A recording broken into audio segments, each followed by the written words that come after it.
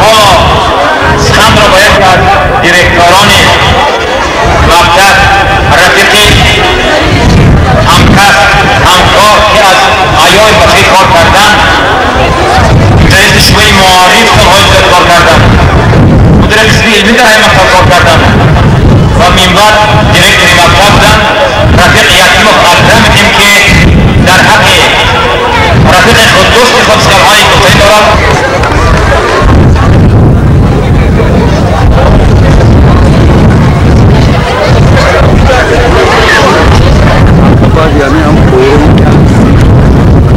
السلام علیکم مهمانان محترم شاگردان و خشم‌تباران دیار ما،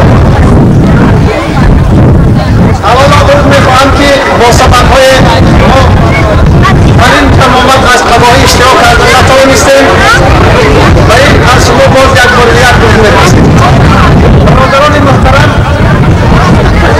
ما از سالهای 1947 با عالم بسمت همکاری میکردیم.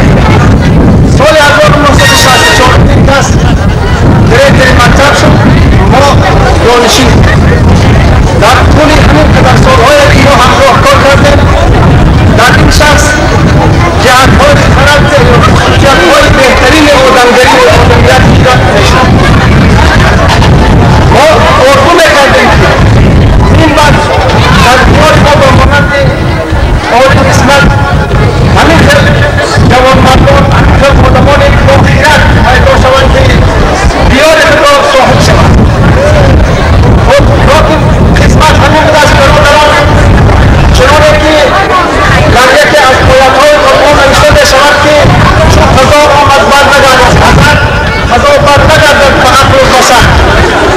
آنچه که خداوند گرفت با قلم بر سری بنده حکومت نمی‌شود.